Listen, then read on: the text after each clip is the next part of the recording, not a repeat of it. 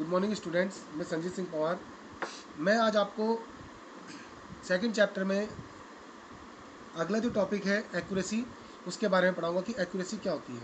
ठीक है, तो एक्यूरेसी मतलब closeness of a measurement to the true value of a physical quantity is known as accuracy. मतलब आप अगर किसी चीज़ को मेज़र कर रहे हो, ठीक है, तो वो कितना एक्यूरेट है। जैसे हम बोल देते हैं ना कि अगर हमने किसी की लेंथ पूछी, आपने बोला 5.4, इसका मतलब आप वो आपकी एक्यूरेट वैल्यू है। ठीक है, अगर आप मेज़र करते हो और वो 5.3 आई, इसका मतलब वो क्या थी, एक्यूरेसी थी, यानी कि आपकी एक्यूरेट वैल्यू थी। ठीक है, अब अगर तो एक्यूरेसी समझ में आई।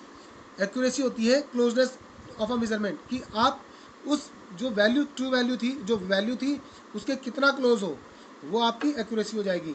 ठीक है, उसके बाद प्रिसीजन। देखो प्रिसीजन होता क्या है, the degree to which an instrument और process will repeat the same value. देखो degree of which an instrument, कि कितने डिग्री तक, यानी कि आप कितने डिवाइड तक वो वैल्यू क्या होगी, आप उसको लोगे तो वो क्या होगी, आपकी प्रिस्क्राइब वैल्यू होगी। या process will repeat the same value, यानी कि अगर आप किसी आपने एक वैल्यू देखी 5.4 और वही बार बार आ रही है, तो इसका मतलब वो प्रिस्क्राइब वैल्यू है, यानी कि वो प्रिसीजन है। ठीक है, तो इसमें देखो मैं आपको एक एग्जांपल देता हूँ।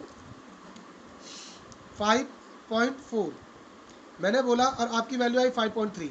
ठीक है, तो ये आपकी क्या होगी, एक्यूरेट वैल्यू है। ये आपकी ट्रू एक्यूरेट वैल्यू है। ठीक है, अब इसमें देखो क्या होता है। अब मैं क्या करता हूँ, क्योंकि ये पॉइंट के बाद कितनी डिजिट तक है, एक डिजिट तक है, तो ये जो डिजिट है ये आपकी अनसर्टेन है और ये सर्टेन है।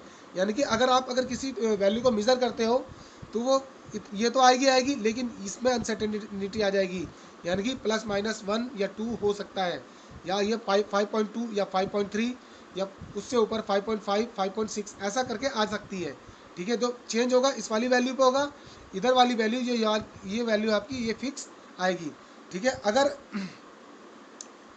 मैं इसको लिखूं 5.43, अब देखो मैंने पॉइंट के कितने डिजिट तक ले लिया, 2 डिजिट तक। ठीक है, अगर मैं इसको और तो इसका मतलब अब जो आपकी अनसर्टेनिटी होगी वो इस वाली वैल्यू पे होगी। ठीक है, ये दो फिक्स आएंगी, इस वाली पे आ जाएगी। उसके बाद अब मैंने लिखा 5.432, अब इसका मतलब जो चेंज होगा इस वाली पे होगा, लास्ट वाली पे, ये आपकी अनसर्टेन हो गई, ये फिक्स हो गई। तो ये हमारे देखो हमने कितने डिग्री तक, यानी पॉइंट के बाद कितनी डिग्री तक हम उसको और ज़्यादा क्या कर दिया, उसको रिजॉल्व कर दिया। तो जो ये रिजोल्यूशन होता है यही आपकी प्रिसीजन वैल्यू होती है। तो ये आपकी प्रिस्क्राइब वैल्यू है, ये आपकी एक्यूरेट वैल्यू है। ठीक है, ये प्रिस्क्राइब और ये एक्यूरेट वैल्यू है। ठीक है, देखो एरर्स। अब हमारा जो नेक्स्ट टॉपिक है वो है एरर्स। तो एरर्स क्या होती है, uncertainty of measurement is technically called an error. देखो जो भी आप अनसर्टेनिटी हो जाती है, जैसे आप कुछ चीज़ मेज़र कर रहे हो और उसमें कुछ गलती हो गई, तो वो एरर है। ठीक है, तो अनसर्टेनिटी कभी भी हो सकती है मेजरमेंट में। तो uncertainty of measurement is technically called an error. तो जो अनसर्टेनिटी आएगी मेजरमेंट में उसको आप क्या बोलोगे, एरर बोलोगे। ठीक है, error is always expressed in percentage. हम एरर को हमेशा किस में लिखते हैं, परसेंटेज में लिखते हैं। तो there are 2 types of error. दो टाइप की एरर होती है, एक होती है सिस्टमेटिक, एक होती है रैंडम। ठीक है, दो टाइप की एरर होती है, एक होती है सिस्टमेटिक, एक होती है रैंडम। तो सबसे पहली एरर है आपकी सिस्टमेटिक एरर। तो सिस्टमेटिक एरर क्या होती है, these error come into existence of virtue of a definite rule. वो एरर जो किसी ना किसी रूल के कारण आ जाती है, वो हमारी सिस्टमेटिक एरर हो जाती है।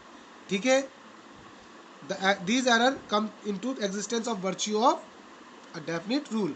देखो आपने कुछ रूल बनाया, आप उसी के हिसाब से चलते जा रहे हो और क्या हो गया, उसमें कुछ गलतियाँ हो गई, तो वो आपकी सिस्टमेटिक एरर है।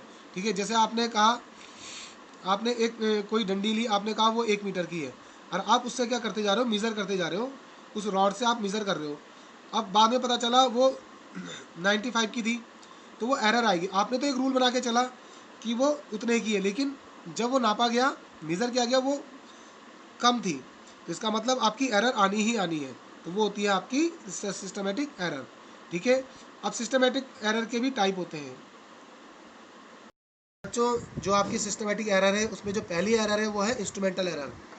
देखो these errors are due to start coming like error due to defective alignment और zero errors are come in instrumental error. देखो अगर आपके सिस्टम आपने इंस्ट्रूमेंटल एरर क्या होती है, जो आपके इंस्ट्रूमेंट में कमी आती है वो आपकी इंस्ट्रूमेंटल एरर होती है। जैसे जीरो एरर, कोई आपने स्केल लिया, आप जैसे ये आपका स्केल है, ठीक है, ये स्केल है और ये 15 सेंटीमीटर का है, माना हमने कितने का 15 सेंटीमीटर का है, और ये जीरो से शुरू नहीं है, ये 1 से लेके 15 तक है, ठीक है। अगर आप किसी चीज़ को मेज़र करते हो तो वो कितने का आ रहा है इसमें, इसके हिसाब से अगर वो 15 का आता है तो आप 15 ही लिखोगे, ठीक। लेकिन क्या होना चाहिए था, ये क्योंकि जीरो से शुरू नहीं है, ये 1 से शुरू है, तो ये एरर ही आएगी, क्योंकि 1 तो जीरो से 1 तो है ही नहीं, यानी कि 1 सेंटीमीटर हमेशा क्या होगा, कम रहेगा। तो इसीलिए उसको बोलते हैं हम इंस्ट्रूमेंटल एरर, जो पहले से ही आपके इंस्ट्रूमेंट में एरर होती है या डिफेक्टिव अलाइनमेंट हो जाता है। आपका जो जिससे आप मेज़र कर रहे हो वही थोड़ा सा टेढ़ा हो गया, तभी भी एरर आ जाएगी, वो आपकी पहले से ही एरर होगी, वो इंस्ट्रूमेंट की एरर होती है, ठीक है। बच्चों दूसरी एरर है आपकी सिस्टमेटिक एरर की, वो होती है एरर ड्यू टू इम्परफेक्शन, यानी कि आप उस पर क्या हो, बाहर जो ऑब्जर्वर है वो कैसा है, इम्परफेक्ट है, ठीक है। तो these errors occur in due to some imperfection of apparatus use in the an experiment. इसमें जो आप अपार्टस यूज़ कर रहे हो आपको उसके बारे में जानकारी नहीं है, ठीक है। इसका मतलब आप क्या करोगे, अगर आप उनके बारे में जानकारी आपको है नहीं, ठीक, तो क्या होगा, आपको एरर ही एरर आएगी। क्यों, क्योंकि आप अगर उसमें हल्का सा भी चेंज होता है तो आप क्या करोगे, उसको उसी हिसाब से करोगे, लेकिन वो गलत हो जाएगा। इसमें जैसे आप हीट चेंजेस का होता है, जब आप किसी ऑब्जेक्ट से हीट रेडिएट होती है, आपको अगर उसमें हल्का सा भी चेंज आ जाता है आपको पता नहीं चलेगा, क्योंकि आप क्या नहीं, उस पर परफेक्ट नहीं हो। तो यही इम्परफेक्शन क्या होता है, एरर हो जाएगा। तो एरर ड्यू टू इम्परफेक्शन का मतलब ही यही है कि आप जो वो एरर जब जो इम्परफेक्शन ऑफ अपार्टस, यानी आपको अपार्टस के बारे में जानकारी ना होने के कारण ही आपकी एरर आ जाती है, वो इम्परफेक्शन होती है। उसके बाद जो आपकी एरर है वो है पर्सनल एरर। तो पर्सनल एरर क्या होती है, due to casual approach of the experimenter. जो एक्सपेरिमेंटर है, जो एक्सपेरिमेंट करने वाला, वही अगर लापरवाही बरतने लग जाएगा तो एरर ही एरर आएगी।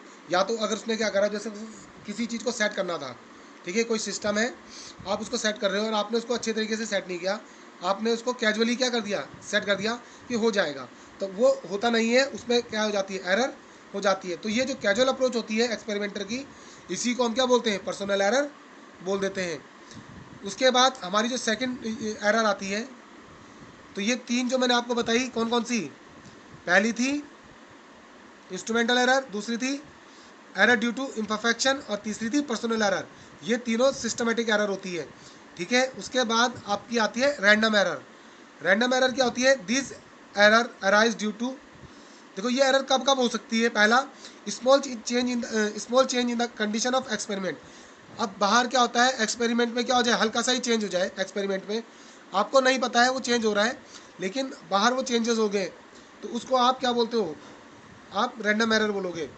उसके बाद incorrect judgement of the observer in taking reading. जो ऑब्जर्वर है वो रीडिंग ही क्या कर रहा है, गलत ले रहा है। जैसे आप रीडिंग, आप सेल्सियस स्केल पे किसी चीज़ की रीडिंग ले रहे हो और वो आ रही है 5.4, जबकि आप अगर उसे वर्टिकल से देखते हैं, आप उसके आई लाइन से उसके पॉइंट को देखते हैं, अगर वो था 5.5, तो आपने क्या कर दिया, रीडिंग लेने में गलती कर दी, ठीक है। तो वो आपका कब हो जाता है, वो इनकरेक्ट जजमेंट हो जाता है ऑब्जर्वर का, ठीक है। जैसे आप क्या कर रहे हो, आप उसी का काम कर रहे हो, हीट चेंज, आप किसी वाटर पे हीट पे एक्सपेरिमेंट कर रहे हो, ठीक है। अगर आप उसको जैसे आप धूप में करते हो तो कुछ और वैल्यू आती है, लेकिन अगर उसी समय अगर हल्का सा मौसम क्या हो जाए, यानी कि आपका जो इन्वायरमेंट है वो चेंज हो जाए, तो उसकी रीडिंग क्या हो जाएगी, चेंज हो जाएगी, ठीक। जैसे आप क्या करते हो, घरों पे देखना, जो रूम टेम्परेचर होता है 24 से 25 डिग्री सेल्सियस होता है, लेकिन सर्दियों में वही टेम्परेचर क्या हो जाता है, थोड़ा नीचे आ जाता है। तो उसमें इन कंडीशनों के कारण भी क्या होता है, एरर आ जाती है, वही आपकी रैंडम एरर होती है, ठीक है।